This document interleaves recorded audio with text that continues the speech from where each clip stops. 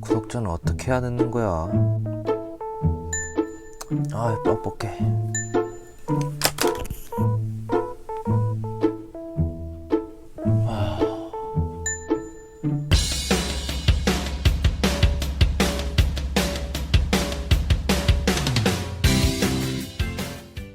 안녕하세요. 시생활 도우미 상비입니다. 오늘 준비한 주제는 컴퓨터, 스마트폰만 보면 눈이 뻑뻑하고 건조했던 이유입니다. 자, 지금부터 말하는 증상을 한 번이라도 겪으셨던 분들이 있다면 구독 버튼 한 번씩 눌러주시면 감사하겠습니다.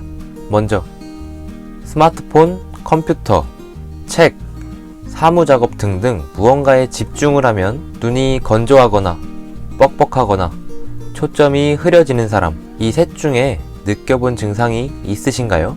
맞아, 나야, 내가 그래 하신 분들 많이 있으시죠? 대체 왜 그런 걸까요? 그냥 그런가 보다 하고 넘어가지 마시고 제대로 알고 대처법을 찾아 조금 더 편안한 생활을 할 수 있으면 좋겠죠? 보통 안구건조증이라고 하죠.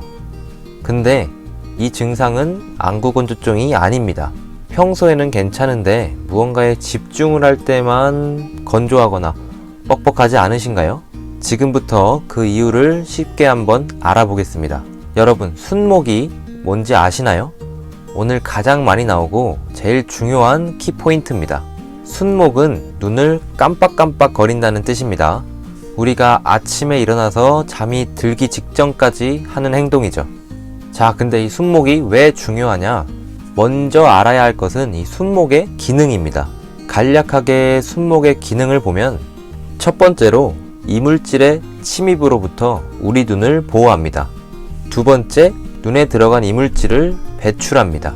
세 번째, 우리 눈에서 눈물이 골고루 퍼지도록 펌프 작용을 합니다. 그 중에 우리가 주목해야 할 건 세 번째인 눈물이 잘 퍼질 수 있도록 펌프 작용을 한다입니다. 우리의 각막 바로 위에는 굉장히 얇은 눈물층이란 게 존재합니다.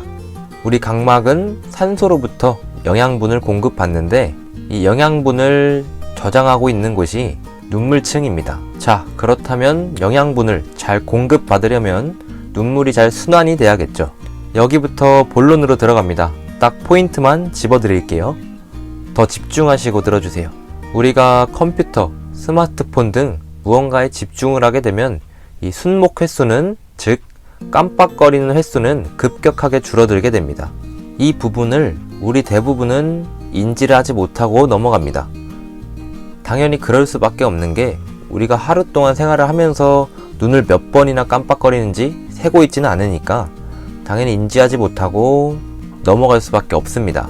보통 평균적으로 우리 눈의 순목 횟수는 1분에 12회, 즉 5초에 한 번씩 눈을 깜빡깜빡 거린다는 뜻입니다. 하지만 무언가에 집중을 할 경우 이 순목 횟수는 급격하게 떨어지게 됩니다. 아까 말을 했죠. 순목은 눈물층을 순환시키는 역할을 한다고. 이처럼 집중을 하면 순목 횟수가 줄어드는 만큼 눈물의 순환도 줄어든다는 뜻입니다. 예를 들면 우리가 눈싸움을 할 때 한계점에 다다르면 눈이 시리고 아프고 눈물까지 나는 걸 볼 수 있습니다. 이 현상은 순목이 되지 않아서 눈물 순환이 잘 이루어지지 않기 때문에 우리 각막 표면에 있는 눈물층이 증발해 버리기 때문에 일어나는 현상입니다. 즉, 눈물이 증발하기 때문에 우리 눈이 건조하고 뻑뻑해진다는 말입니다.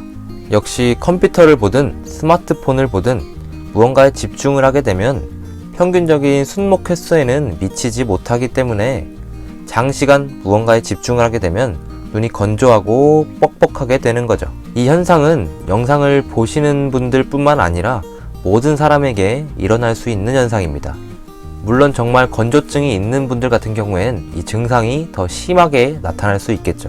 집중할 때 뿐만 아니라 매 순간 건조함이나 뻑뻑함을 느끼신다면 안과 검진을 받고 적당한 케어를 받으시는 걸 추천합니다. 자, 여기서 끝나면 뭔가 찝찝하죠?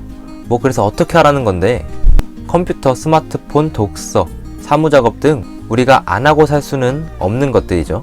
그럼 지금부터 어떻게 해야 건조증도 예방하고 오랫동안 우리 눈을 편하게 사용할 수 있는 팁을 알려드리겠습니다.